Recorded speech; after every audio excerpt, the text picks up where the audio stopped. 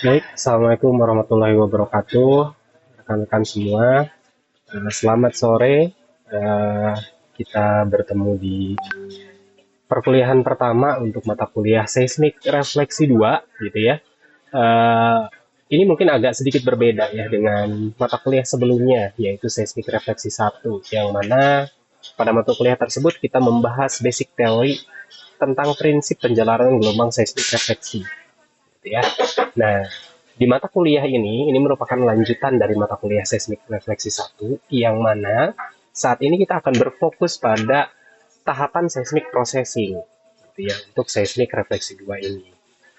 Nah, eh, sebelum kita masuk ke pendahuluan, ya, saya ingin perkenalan terlebih dahulu. Siapa tahu ada yang lupa, gitu ya.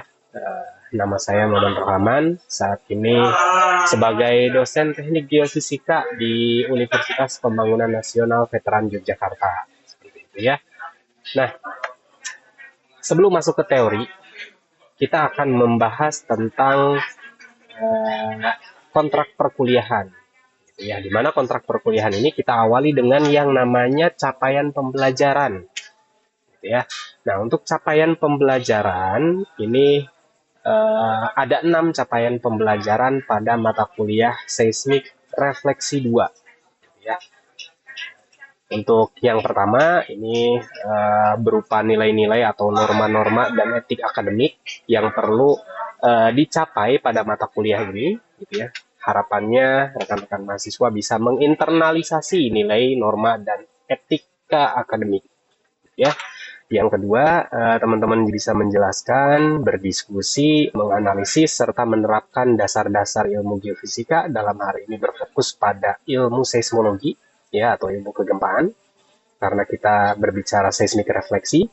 Lalu, rekan-rekan juga bisa mengkarakterisasi nanti ya sifat-sifat batuan seperti apa, berhubungan dengan sifat elastis gelombang, ya. Bisa mengidentifikasi, merumuskan, dan menyelesaikan permasalahan dalam hal eksplorasi geofisika.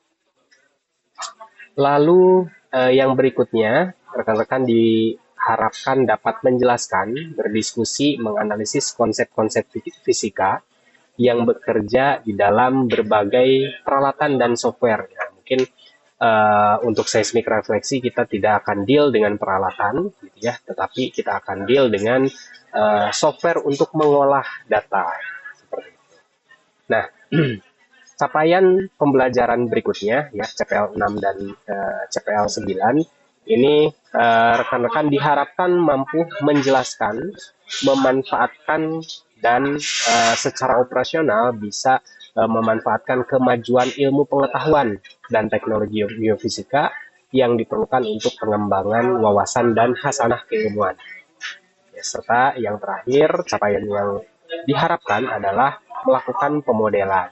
Model apa dalam seismik refleksi 2? Nanti kita akan memodelkan velocity dari signal analisis dan juga model reflektor di bawah permukaan atau di subsurface yang menggambarkan kondisi geologi bawah permukaan. Seperti itu. Lalu untuk pertemuan pertama, eh, rekan-rekan akan berdiskusi tentang pendahuluan, yang mana ada aturan perkuliahan, ya, tujuan dan manfaat ini sudah saya jelaskan pada CPL tadi, gitu ya. Lalu kita akan membahas sedikit secara umum bagaimana seismik refleksi 2. Nah, harapannya teman-teman bisa menjelaskan, menerapkan prinsip dasar pengolahan data seismik refleksi, ya. Dan nanti rekan-rekan akan dievaluasi, gitu ya. Jadi untuk pertemuan pertama ini akan masuk ke evaluasi ujian tengah semester, gitu ya. Dan juga ada tes kuis, gitu ya, untuk pertemuan pertama ini yang akan masuk ke dalam penilaian, seperti itu. Oke, lanjut untuk uh, sistem penilaian dalam seismik refleksi 2 ini seperti biasa ya, akan memiliki nilai mutu atau nilai kualitatif gitu ya, berupa nilai A, B plus sampai dengan E, yang mana nilai A ini nanti akan bernilai 4 secara kuantitatifnya, B plus ini 3,5, B ini nilainya 3 dan seterusnya. Dan masing-masing nilai mutu ini akan memiliki range nilai dari hasil kumulatif selama 1 semester. Jadi selama 1 semester teman-teman akan melaksanakan kuis, tugas, lalu UTS, UAS, itu akan dikumulatifkan sehingga akan memiliki nilai yang rentannya dari 0 sampai ke 100. Nah, dari nilai kumulatif itu teman-teman akan diklasifikasikan memperoleh nilai AB plus, B, C plus, C, D, dan juga E. Ya. Dan rekan-rekan diminta untuk setidaknya melakukan tatap muka selama 12 kali. Ya. Ini semua tertuang dalam aturan surat edaran rektor yang sudah berlaku mulai dari tahun ajaran 2023-2024. Ya, diaplikasikan sampai saat ini. Kurang lebih seperti itu. Oke, terkait dengan berapa kali rekan-rekan minimal melakukan tatap muka. Jika kurang dari 12 kali, maka otomatis akan mendapatkan nilai E, ya, E bintang. Lalu rekan-rekan akan diizinkan untuk tidak mengikuti perkuliahan, gitu ya. Jika ada kondisi tertentu, pertama misalkan sakit, gitu ya. Nah ini nanti rekan-rekan akan dimintai surat keterangan dokter, gitu ya. Atau kondisi yang kedua, gitu ya, orang tua atau saudara kandung ada yang meninggal, ini diperbolehkan untuk tidak mengikuti kelas. Lalu misalkan teman-teman melakukan perlombaan di luar kampus, gitu ya, sehingga harus meninggalkan kelas. Ini diperbolehkan selama memiliki surat tugas baik dari fakultas maupun universitas. Dan yang terakhir, rekan-rekan misalkan sedang melaksanakan KKN, KP, tugas akhir, atau kuliah lapangan, maka diperbolehkan untuk tidak mengikuti kelas. Seperti itu. Nah, rekan-rekan diwajibkan mengikuti ujian tengah semester dan ujian akhir semester. Jika berhalangan dengan kondisi A, B, C, D yang tadi saya sampaikan, maka rekan-rekan dibolehkan untuk melakukan ujian susulan. Ya, selain itu, rekan-rekan tidak diperbolehkan menitipkan presensi kepada peserta kuliah lainnya. Kalau misalkan kedapatan melakukan hal tersebut akan otomatis memiliki nilai D. Lalu di akhir teman-teman akan mendapatkan nilai akhir dan bisa mengkonfirmasi ke saya selama lamanya 1 minggu setelah nilai keluar. Seperti itu. Nah, ini adalah outline, ya, outline apa saja yang akan kita diskusikan selama 1 semester, ya. Dari 1 semester ini kita akan membahas dari mulai pendahuluan sampai nanti konsep processing. Ya, sepanjang semester kita akan membahas konsep processing, mulai dari alurnya secara general, multiple gitu dan labeling, lalu ada gaining, ya, koreksi, statik, VLAN dan seterusnya. Gitu ya. Untuk saat ini kita akan coba berdiskusi tentang pendahuluan. Contoh, ya, kondisi geologi yang bisa diamati di permukaan atau yang kita kenal sebagai outcrop, gitu ya. Nah, bisa kita amati sama-sama bahwasanya pada outcrop ini kita bisa mengidentifikasi berbagai lapisan, gitu ya. Bentuk strukturnya seperti apa, bisa berupa syncline maupun anticline, gitu ya.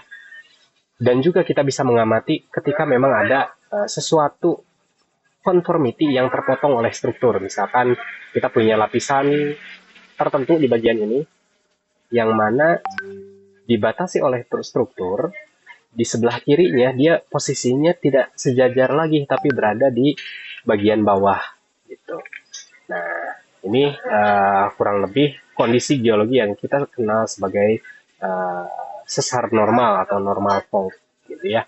Nah, di permukaan kita bisa dengan jelas melihat ini, gitu ya. Hanya saja nanti di bawah permukaan kita tidak tahu, ya, kecuali kita gali, gitu ya. Tapi dengan kedalaman beberapa kilometer akan cukup sulit untuk menggali itu, kecuali di sektor pertambangan, ya.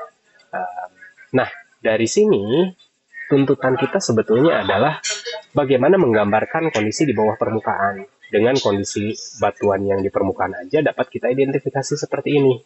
Gitu ya. Nantinya yang diharapkan adalah gambar sebelah kiri. Di mana gambar yang sebelah kiri ini kita bisa melihat amplitude dari gelombang seismik, yang mana amplitude ini merepresentasikan batas lapisan. Jadi kita punya batas lapisan di sini digambarkan oleh amplitude berwarna hitam, lalu batas lapisan yang atasnya juga sama digambarkan oleh amplitude berwarna hitam, di mana kemenerusan amplitudenya di setiap titik secara spasial itu menggambarkan conformity dari suatu batuan. Ya, ini saya berikan gambaran gitu ya, bahwasanya gambar yang sebelah kanan bawah ini merupakan seismic full stack yang menggambarkan kondisi di bawah permukaan. Tapi untuk mencapai ini, kita akan bekerja dalam domain seperti gambar di kiri atas. Nah, di kiri atas ini merupakan data gather, ya, yang mana secara penamaan, ya, secara metode pengelompokan datanya atau gathering datanya merupakan CMP gather. Ya, nanti kita akan bahas dengan detail apa itu CMP gather, CDP gather, lalu shot gather, gitu ya. Oke, nanti silahkan dipotong saja kalau misalkan teman-teman ada yang mau ditanyakan, ya. Kita lanjutkan sebelum membahas detail ke arah sana. Ini ada dua benda, gitu ya. Ada dua gelombang, satu adalah gelombang ombak dan yang satu adalah gelombang elektromagnetik, ya, gelombang cahaya. Nah, gelombang cahaya ini bisa merambat pada medium vakum, artinya tanpa medium pun gelombang cahaya ini bisa merambat, gitu ya, bisa menjalar. Sedangkan untuk gelombang ombak, ya, ketika tidak ada medium maka gelombang tersebut tidak akan menjalar, ya, tidak akan jalan-jalan gelombangnya. Nah, sehingga gelombang ombak ini kita kategorikan kepada gelombang mekanik, sementara gelombang cahaya ini masuk ke dalam klasifikasi gelombang elektromagnetik. Ya, itulah perbedaan antara gelombang mekanik dan elektromagnetik bergantung pada medium penjalarannya, gitu ya. Oke, selanjutnya kita ke definisi terlebih dahulu. Ya kan, ketika kita melihat perbedaan ombak dan cahaya, pertanyaan berikutnya gelombang seismik masuknya ke mana, gitu ya, elektromagnetik atau gelombang mekanik. Nah, ini kita lihat dulu definisi. Pertama, definisi seismologi. Seismologi ini merupakan ilmu yang mempelajari tentang gempa. Apalagi mempelajari juga perambatannya, gitu ya, perambatan gelombangnya. Pada apa? Pada medium bumi. Nah, ini kata kunci ini, medium bumi. Yang berikutnya, apa itu gelombang seismik? Gelombang seismik ini adalah gelombang dari gempa bumi yang merambat melewati bumi. Nah, dari dua definisi ini kita bisa meng-highlight kata kuncinya. Apa kata kuncinya? Medium rambat. Jadi ya, ternyata definisi dari seismologi dan juga gelombang seismik ini selalu memention medium penjalaran gelombang seismiknya. Artinya apa? Gelombang seismik ini butuh medium untuk menjalar, ya, buat jalan-jalan si gelombangnya butuh media, gitu. Nah, medianya apa? Medianya adalah batuan di bawah permukaan. Nah, oleh karena itu sekarang kita bisa mengklasifikasikan dengan jelas bahwasanya gelombang seismik ini termasuk ke dalam gelombang mekanik, seperti itu. Nah, berbicara tentang seismik refleksi, gitu ya, maka apa itu seismik refleksi? Seismik refleksi ini merupakan salah satu metode, gitu ya, sesuai dengan namanya, ya. Metode geofisikanya ini merupakan metode penjalaran gelombang yang mana mengutamakan prinsip pemantulan, gitu, sesuai dengan namanya refleksi. Nah, apa yang membuat gelombang itu memantul? Ya, pertama adalah adanya interface atau reflektor. Ya. Apa hal yang mengakibatkan adanya reflektor? Pertama adalah perbedaan densitas suatu batuan, yang kedua adalah perbedaan kecepatan gelombang tersebut melewati batuan, ya, yang nanti kita kenal sebagai impedansi. Jadi ketika ada kontras impedansi, maka di situ ada reflektor atau interface. Ini adalah contoh, gitu ya, bagaimana terjadi gelombang seismik yang bersumber pada gempa bumi. Ya, jadi suatu gempa bumi terjadi menghasilkan getaran, energi getarannya menjalar ke segala arah berupa gelombang seismik, dan di gelombang seismik itu ternyata menghasilkan dua tipe gelombang. Pertama, gelombang yang menjalar di permukaan atau surface wave, dan gelombang yang menjalar ke bawah bumi, gitu ya, atau dikenal sebagai gelombang bumi, gelombang body. Nah, gelombang body ini pun dibagi jadi dua, yaitu gelombang P dan juga gelombang S. Nah, ini ilustrasinya. Sepanjang penjalaran, gelombang P itu bergeraknya, particle motionnya itu bergerak searah dengan arah penjalaran. Sementara gelombang S, particle motionnya ya tegak lurus terhadap arah penjalaran. Nah, ini biasanya kita kenal sebagai gelombang longitudinal, gelombang transversal, gitu ya. Jadi gelombang S ini gelombang transversal, gelombang P ini merupakan gelombang longitudinal. Oke, untuk lebih jelas, gitu ya, ini ilustrasi lain, bahwasannya kita punya lokasi gempa, lalu menjalar gelombang seismik, ya, di mana gelombang seismik P, ya, arah particle motionnya ini searah dengan wave propagation. Sedangkan gelombang S, arah particle motionnya ini tegak lurus dengan wave propagation-nya. Ya, dua gelombang ini kita sebut sebagai gelombang body. Sedangkan gelombang selanjutnya yang kita kenal sebagai gelombang surface, ya, itu terjadi ketika gelombang P ataupun gelombang S ini mencapai permukaan tanah, gitu ya.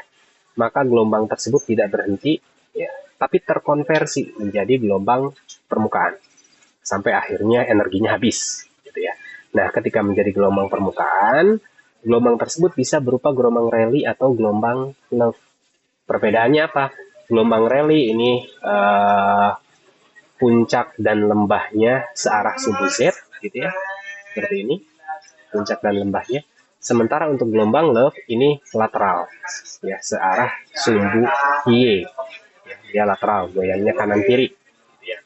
Nah, apa kesamaannya dari Rayleigh maupun Love? Kesamaannya adalah di kedalaman tertentu, puncak dan gelombangnya tidak bisa kita identifikasi. Ini ciri khas dari gelombang permukaan. Ya, di permukaan amplitudonya terlihat jelas, tapi di kedalaman tertentu amplitudonya nol atau tidak teridentifikasi. Oke, ini adalah skema akuisisi di darat, ya, yang mana ini mungkin sudah pernah disampaikan di seismik refleksi 1, ya, tapi saya kuatkan kembali bahwasannya kita bisa memiliki sumber berupa fibrosis, yang mana gelombang tersebut akan dihasilkan oleh fibrosis ini dan menjalar ke bawah permukaan atau ke subsurface. Di batas antar lapisan bisa memungkinkan terjadi pantulan, dan pantulan gelombang tersebut akhirnya ditangkap oleh receiver atau yang kita kenal sebagai geofone ketika di akuisisi darat. Bagaimana untuk akuisisi laut? Di akuisisi laut kita punya receiver yang dinamakan sebagai hydrophone. Sumbernya pun ini bisa berupa fibrosis atau airgun untuk di laut. Fenomena refleksinya sama, ya. Di setiap batas antar lapisan ini akan terjadi pantulan, ya. Batas antar lapisan ini kita sebut sebagai reflektor atau interface. Nah, bagaimana untuk mengkuantifikasi reflektor, gitu ya? Nah, untuk mengkuantifikasi reflektor, Pertama-tama kita definisikan dulu apa itu impedans, di mana impedans ini perkalian dari densitas dan kecepatan gelombang di masing-masing lapisan. Jadi kalau kita punya banyak lapisan, kita bisa menghitung impedansinya masing-masing. Setelah itu, ya, kita bisa mengkuantifikasi reflektor. Reflektor ini apa sih sebetulnya? Reflektor ini adalah perbandingan energi gelombang pantul terhadap energi gelombang datang, ya. Jadi nilainya 0 sampai 1 bisa positif atau negatif, gitu ya. Nah, reflektor ini dikuantifikasi di batas antara lapisan. Otomatis kita akan deal dengan impedansi lapisan atas dan impedansi lapisan bawah, ya, karena yang dikuantifikasi adalah batas lapisannya. Nah, rumusannya seperti ini. Jadi selalu kita kurangkan antara impedansi lapisan bawah dengan lapisan atas dibagi dengan jumlah impedansinya. Nah, dari reflektor ini nanti bisa kita konvolusikan dengan wavelet sehingga menghasilkan seismic trace seperti gelombang-gelombang yang berwarna hitam ini. Seperti itu. Nah, apakah dalam melakukan pengukuran atau akuisisi data, kita hanya mendapatkan gelombang refleksi saja? Tentu saja jawabannya tidak, gitu ya. Kenapa? Karena ketika source ini kita ledakan, semua gelombang akan diterima oleh receiver atau oleh geofon. Ya, seperti contohnya ada gelombang yang berwarna merah, yang mana gelombang tersebut langsung menjalar dari source ke receiver, ya, tanpa dipantulkan, tanpa dibiaskan dan segala macam. Nah, kita punya gelombang yang kuning. Nah, gelombang yang kuning ini dipantulkan, gitu ya. Ini yang kita sebut sebagai gelombang refleksi. Sementara yang merah ini tadi merupakan gelombang langsung atau direct wave. Satu lagi, kita juga bisa menangkap sinyal dari gelombang refraksi. Gelombang refraksi ini merupakan gelombang yang direfraksikan saat mencapai sudut kritis. Jadi syaratnya adalah mencapai sudut kritis. Sudut kritis ini apa? Sudut kritis ini adalah sudut tertentu ketika gelombang pantulnya akan membentuk sudut 90 derajat terhadap garis normal. Ya, garis normal itu ini, ya, vertikal. Lalu sudut pantulnya itu ini, ya, ini 90 derajat. Maka kita sebut fenomenanya sebagai fenomena refraksi. Jadi semuanya ini kita tangkap, gitu ya. Nah, kita bisa lihat dengan sesama ada jarak antara source dengan receiver. Ya, di receivernya ada banyak sehingga jarak antara source dengan masing-masing receiver pasti jaraknya berbeda-beda. Nah, jarak tersebut kita sebut sebagai offset. Sementara waktu yang dibutuhkan gelombang dari source sampai ditangkap oleh receiver ini kita sebut sebagai travel time. Ya, karena ada dua kali gitu ya, ada yang down dan juga up, maka kita sebut sebagai two-way travel time. Antara offset dan travel time ini bisa kita plot, gitu ya, bisa kita plot seperti ini, ya, bisa kita plot. Ini adalah plotting untuk direct wave. Jadi dari offset 0 sampai far offset, direct wave ini akan terekam dalam receiver. Ya, bentuknya linear kurvanya. Berbeda dengan direct wave, kita punya tren yang berwarna hijau, yang mana ini merupakan gelombang refraksi. Nah, gelombang refraksi itu bisa terbentuk ketika dia mencapai sudut kritis. Jadi di offset 0 bisa jadi tidak terekam gelombang refraksinya. Ya, jadi startnya itu di offset tertentu saja, ya, di offset 0 tidak ada. Nah, trennya juga sama-sama linear seperti direct wave. Nah, umumnya antara gelombang refraksi dan gelombang gelombang refraksi dan direct wave ini saling crossing, ya, saling crossing seperti ini. Nah, dari tiga pattern ini, ya, ada pattern yang berwarna kuning, yang mana pattern yang berwarna kuning ini adalah gelombang yang kita inginkan, yang disebut dengan gelombang refleksi. Nah, gelombang refleksi ini bentuknya tidak linear, tapi hyperbolik, gitu ya. Jadi bentuknya melengkung seperti ini. Oke, sampai sini. Barangkali ada yang ditanyakan, silahkan. Izin Pak, izin bertanya Pak. Halo Pak, izin izin bertanya Pak terkait lingkungan hiperbolik itu apakah akan sama pada data real? Ya, jadi untuk data real nanti kita akan bisa melihat bahwasanya kelengkungan dari bentukan hyperbolik ini di setiap travel time, ya, di setiap travel time-nya mungkin akan berbeda-beda. Biasanya untuk travel time yang shallow dia akan jauh lebih melengkung dibandingkan yang deeper, ya. Mungkin langsung saja ini sebagai contohnya, gitu ya, bahwasanya ini adalah data real, ya, di mana data ini kita sebut sebagai raw data atau data gather, biasanya kita sebut sebagai data gather. Ini untuk bentukan akuisisi tertentu, jadi dia simetris data gathernya, sementara yang sebelah kiri ini untuk akuisisi yang berbeda, sehingga kita bisa melihat seperti separuhnya saja atau setengahnya saja.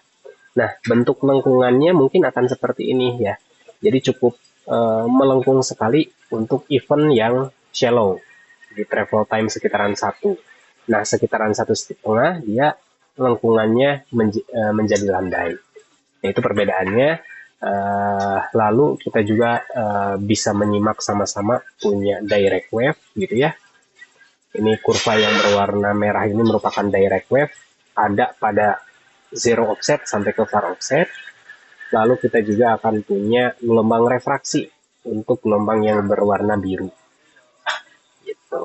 Pun sama untuk jenis gather yang sebelah kiri juga sama, kita akan punya direct wave yang berwarna merah, gelombang refraksinya yang berwarna biru gitu ya. Nanti di bagian ini kita punya gelombang refleksi yang berupa hiperbolik. Nah, hanya saja mungkin untuk contoh yang sebelah kiri kita bisa melihat gelombang permukaan atau yang dikenal sebagai ground roll gitu ya. Ini nama umum dari gelombang permukaan karena mungkin kalau di seismik refleksi sulit membedakan mana rally maupun log. Jadi kita sebut sebagai ground low saja, gitu ya. Dan ini bentuknya linear, gitu ya. Bentuknya linear seperti direct dan juga gelombang refraksi.